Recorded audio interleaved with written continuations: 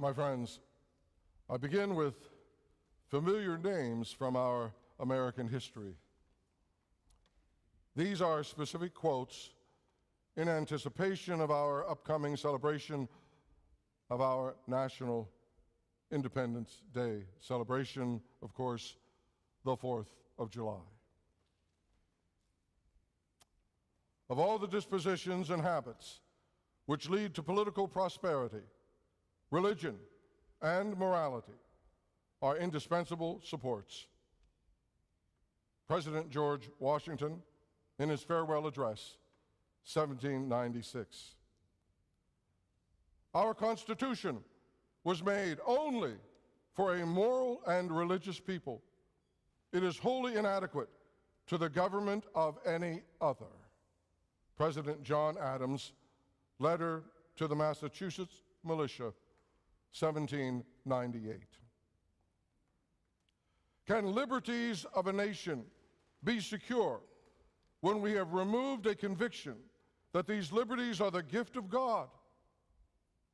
President Thomas Jefferson, notes on the state of Virginia, 1785. The belief in a God all-powerful, wise, and good is so essential to the moral order of the world and to the happiness of man that arguments to enforce it cannot be drawn from too many sources. President James Madison, letter to Frederick Beasley, 1825. You may also recall the 4 references to God in our Declaration of Independence. I'll just give you a little reminder this morning. Presupposed in this declaration is a specific conception of God. It's not just any God. It's not, because not all gods possess the same predicates, the same attributes. The distinctions are not arbitrary, nor are they unimportant. When you think of the word God, of course, it's already there within your mind because of where you've been brought up, okay? What you've been taught, okay? But that is not necessarily the case for others that hear the word God or gods. Of course, we the people have carried a particular conception of God for centuries. This conceptualization remains, but I dare say that it has less clarity today than it probably ever has within our nation. This God is the God of the Judeo-Christian tradition, which dates back to 1200 BCE and actually even further back than that in its development. And so, when I speak of the Declaration of Independence and its reference to God, here they are within: nature's God, creator, supreme judge, divine providence. All 4 of those are right in that Declaration of Independence. There are presupposed specificities in the declaration of this one ethical creator God. This God who loves, also who expects humans to live in certain ways that are just, compassionate, social. And those very ideas themselves about what is just, it's there in our history of this understanding of God. It's printed in our Bible. Okay? Among the plethora of biblical texts that I could have chosen this morning, these assist in setting the stage of how we, the people, have come to understand our place in the sun, our role in life, our meaning and our purpose for existence. And that's no small task, is it? But just this morning, just a little, in fact, just a pre-glimpse in a way. So for me, where else to start but the very early beginnings of the developing of the Hebrews, who later on, you know, become known as Israel. And then later on, because of other events taking place in their history, often now you hear about the Jews, Judaism, Judah, okay? My guess is that most of you are not familiar with the scroll, the book in the Torah that goes by the name Leviticus. You've probably heard of it. You could quickly give all 5 of those Torah scrolls, books, right off the bat. You could say, this is what they are. My guess is you probably haven't opened up the book of Leviticus for quite some time. It's understandable. It's not at the really, it's not at the tip for sermonizing, okay? If like, oh, I need to find a good text, normally I don't go to Leviticus, okay? Yet it greatly contributes to the vision of God and of God's expectations. Who is this God? What does this God expect? Keep in mind the Old Testament, the Hebrew Bible, is more than a narrative of a particular ancient people. It was, in fact, a blueprint. It was a set of laws, governing principles, as these 12 disparate tribes over in that area of the world at that time were banding together to strengthen themselves against enemies, but also to be able to work together and build what became a nation, a people, a goy. Okay? They were looking to how in the world are we going to unite well enough to stay together, to govern ourselves, protect ourselves. Again, no easy task in world history. Leviticus is a manual of laws and procedures for a people. You know, my guess is if any of you have ever seen some of the volumes of federal law in the United States, what the laws are, or how about the state laws, okay? Volumes upon volumes, okay? This Old Testament has a lot to do with, this is what we're doing. We're setting the boundaries for us, the people. So within Leviticus, you have, there are ways of worshiping, how one is to worship, the dietary regulations, festivals. Well, keep in mind, we're about to celebrate a festival, the 4th of July for us. There were sacrifices, how that's to be done. And there were many laws which spoke of and speak of human behavior toward each other and toward the foreigners also. Key to living secure in a land, living in peace as much as possible. So, just a few. I'm going to give you just a few of the 247 laws, approximately, that are there in this text. But as I read them, think in terms of, okay, you're living in a community. You know, again, we take this all for granted. We have laws, we have regulations. But just take this in mind. These are laws to keep peace, security, being helpful. Now here's one you'll right away you'll get, okay? Leviticus. These are all from Leviticus. You shall love your neighbor as yourself. I am the Lord. You're going to hear that one again in a few minutes. Again, all presupposed. What's in the world is behind all of that? A particular way of being, a particular God. You shall not reap your field to its very border. You shall leave them for the poor and for the sojourner. Do you hear that? Compassion. It's your land, but don't take it all, okay? Ensure community, comity. You shall not steal, nor deal falsely, nor lie to one another. How in the world are you going to have a community if you can't trust each other? Don't lie. Don't try to steal, take something that doesn't belong to you. Social trust. You shall not oppress your neighbor or rob him. The wages of a hired servant shall not remain with you all night until the morning. They needed their wages. They couldn't wait for, you get paid every other week, or you get paid weekly or monthly or quarterly, whatever. No, back at that time, they needed their money right away. You shall do no injustice in judgment. In righteousness you shall judge your neighbor. This is the way you judge, because this is the right thing to do.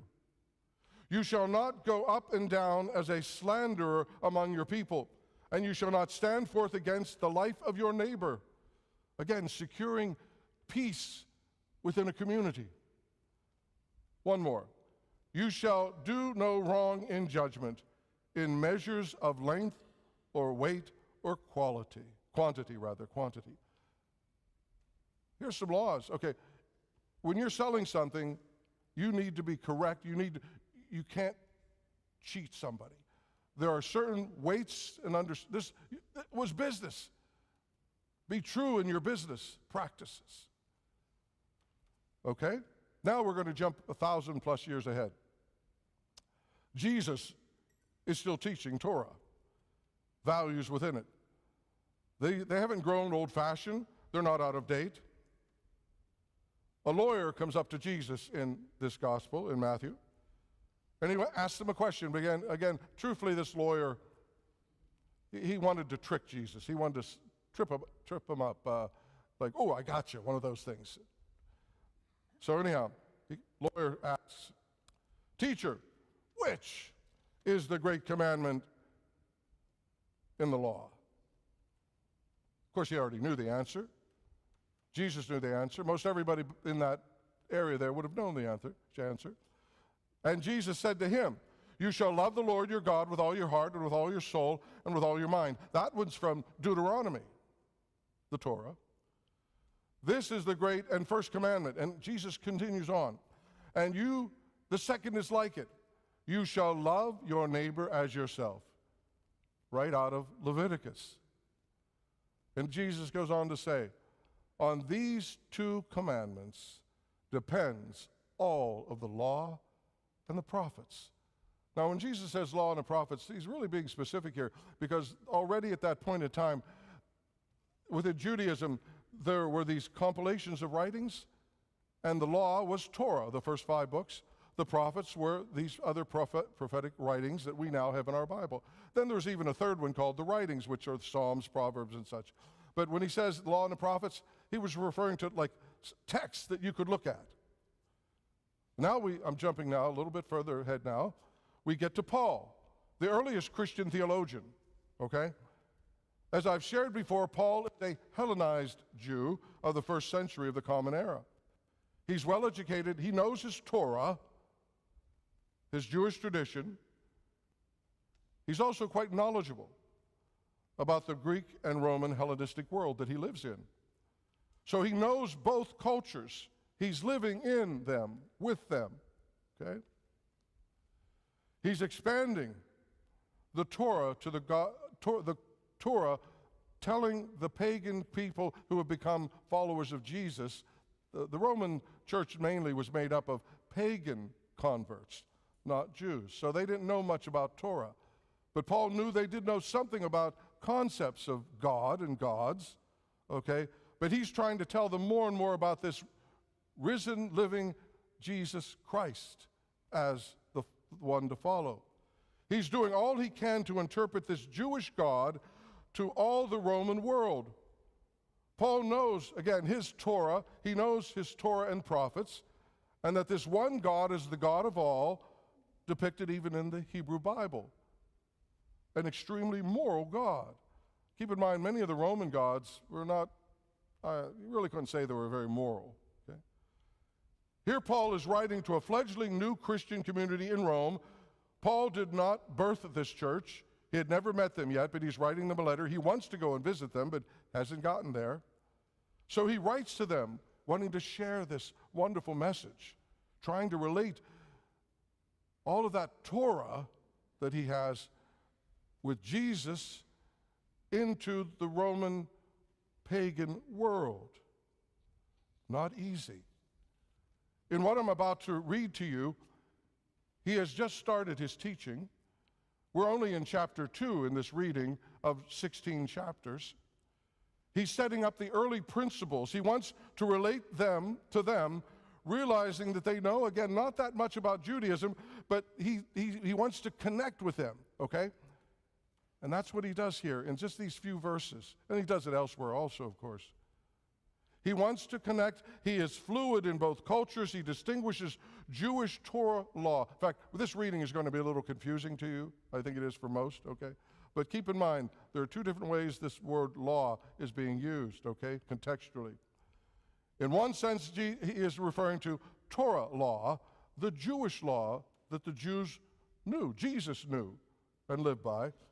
And also he's talking about law that he's making the case here. This is the connection to the pagans, okay?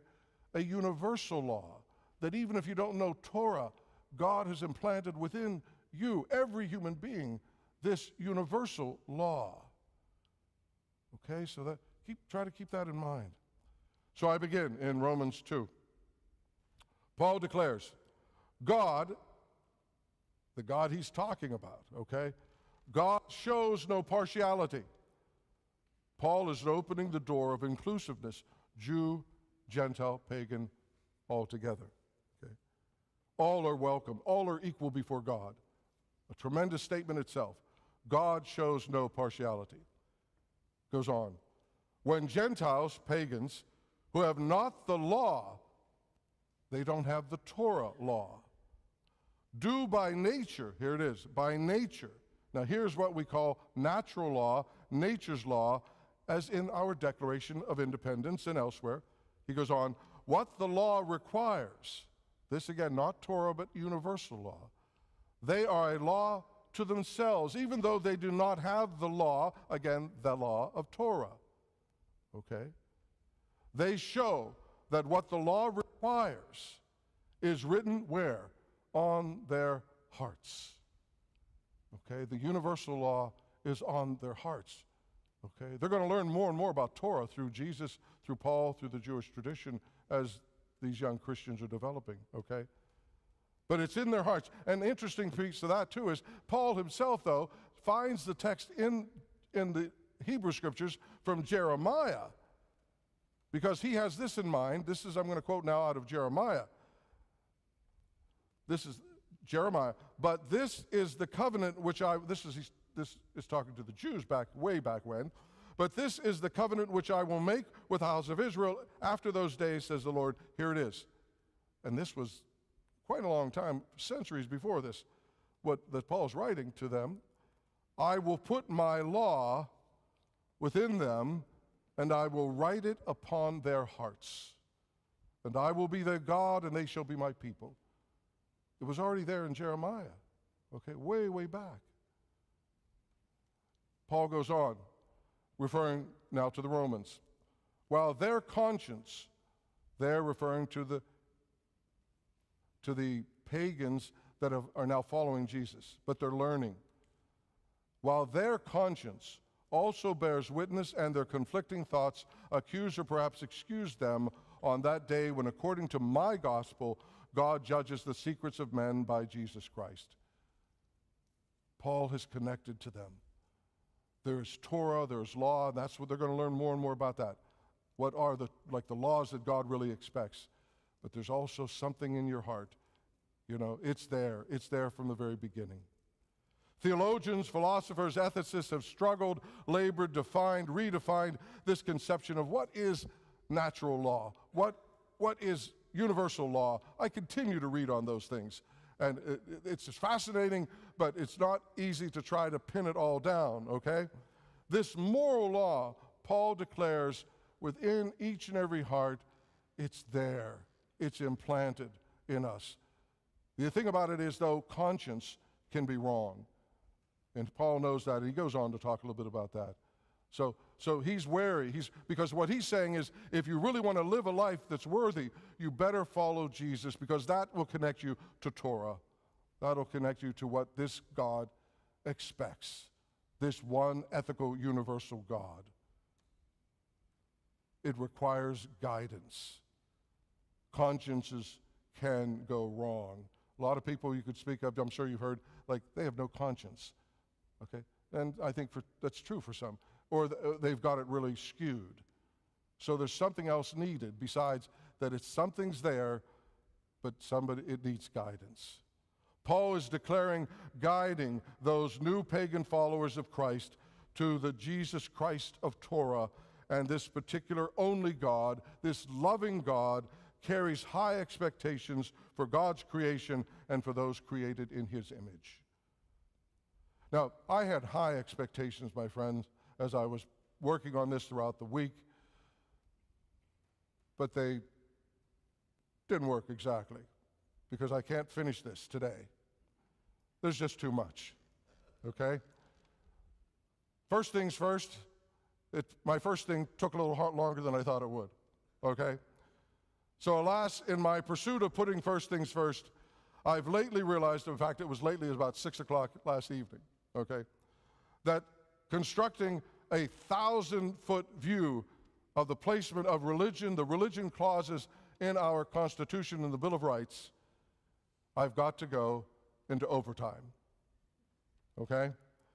So next Sunday, we'll just have celebrated our 4th of July, Independence Day, with fireworks, family and friends, cookouts.